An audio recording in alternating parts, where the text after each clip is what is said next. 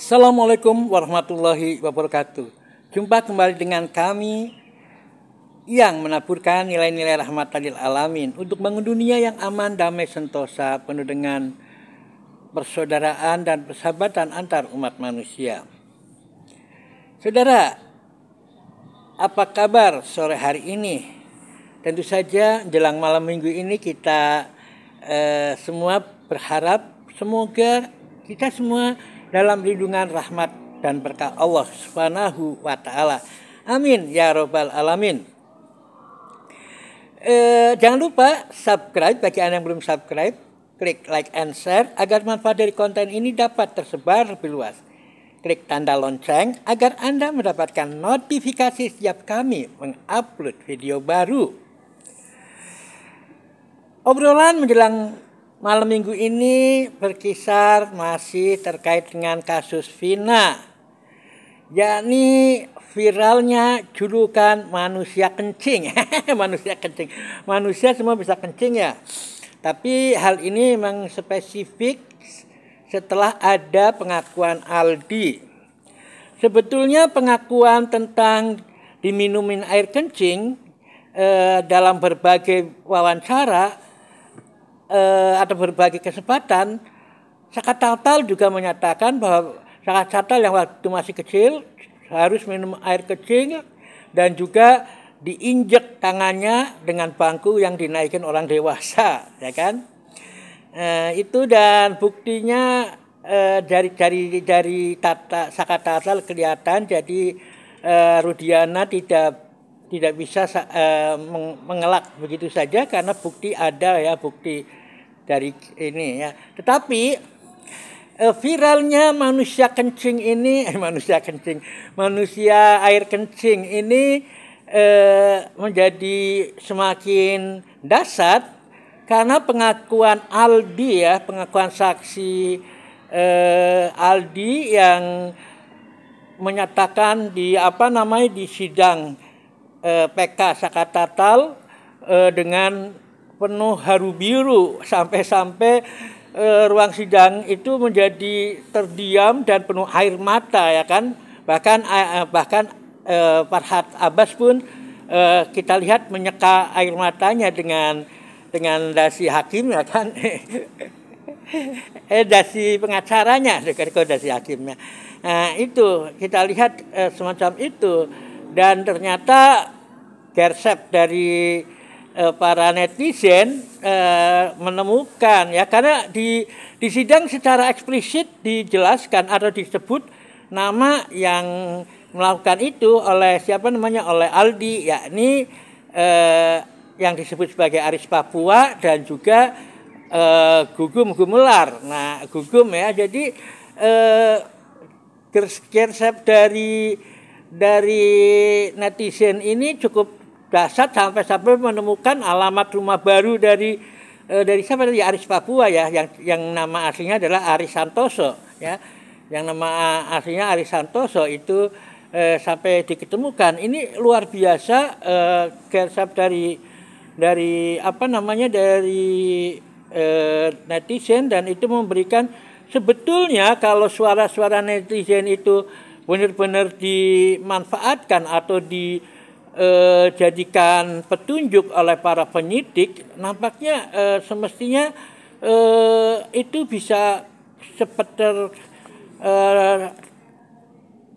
menjadi terang benderang masalahnya. Tapi kita tidak tahu mengapa seakan-akan polisi tutup mata ya, tutup telinga. Ini sangat ini. Nah, saudara sekalian, apa ya yang mendasari si Gugum dan Aris itu memberikan air kencingnya ya. Apakah mereka biasa saling bertukar air kencing? Ataukah mereka sering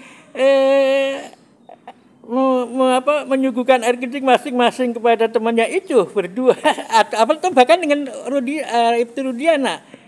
Wallahu alam ya, kita nggak tahu. Tapi biasanya orang melakukan suatu Yang spontan itu biasanya karena kebiasaan, ya kan. Nah, jadi boleh jadi perlu dicari nih netizen yang ada di Cirebon ini eh, 3 orang itu kesehariannya gimana? Apa ada gelagat yang saling meminumkan air kencing? Apa tidak? Ini tentu saja suatu pertanyaan besar itu kan.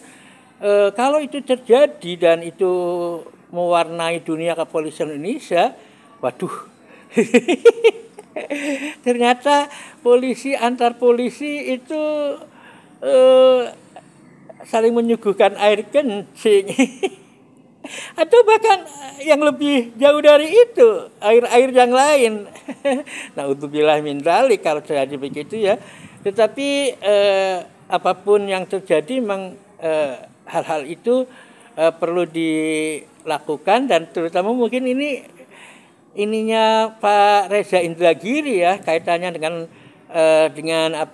dengan psikologi forensik ya, karena sikap-sikap seperti itu kan tentu saja punya pemicunya dalam diri. Apakah pemicunya itu adalah kebiasaan diri atau yang lainnya? Nah, kita tidak tahu persis. Tentu saja para psikolog forensik itu bisa menelusurinya dengan tepat, ya kan? Nah, itulah yang bikin kita bertanya-tanya, ya kok ada saja ya disuruh makan begitu. Ya, kalau yang cerita Sakatatal kan juga ada ya, kalau kasih makan dilempar ya, dan para tahanan itu makannya dari nasi yang tercacar di situ. Ya Allah, rasanya kucing aja nggak begitu kan. Kalau kita mengasihkan makan ke kucing aja, kita taruh kemudian kita suguhkan. Tapi ini cerita yang luar biasa itu kan dari Sakatatal ya, cara makannya dilempar, nasi pada tumpah dimakan, itu subhanallah. Dan itulah yang terjadi.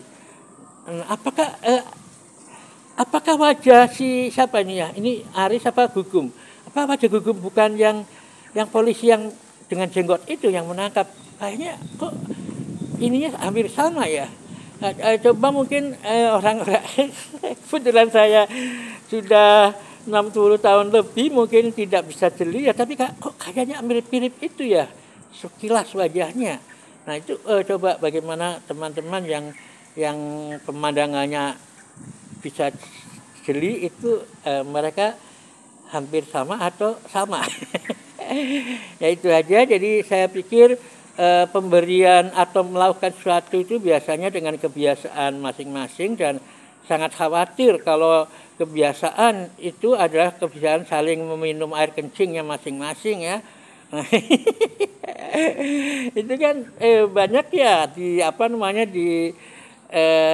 kambing, misalnya kambing itu banyak yang menadahkan mulutnya yang temannya lagi kencing dan sebagainya. Ini luar biasa kalau terjadi.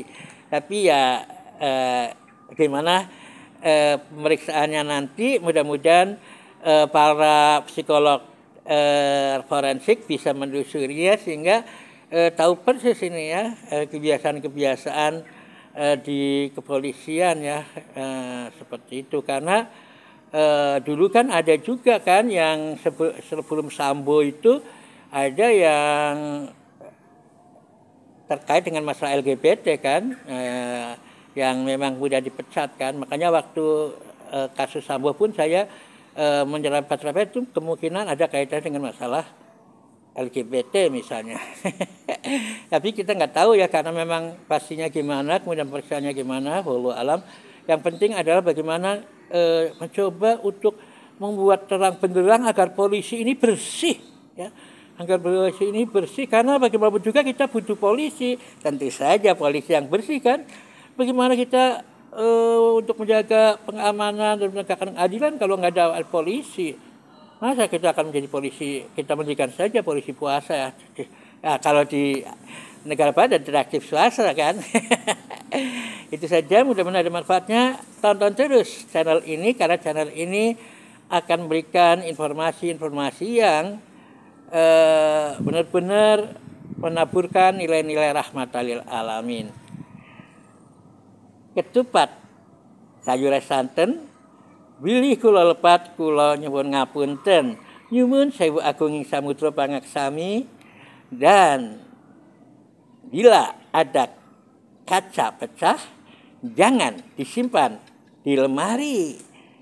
Kalau ada kata yang salah, please deh jangan disimpan di hati. Billahi taufiq wal hidayah. Assalamualaikum warahmatullahi wabarakatuh.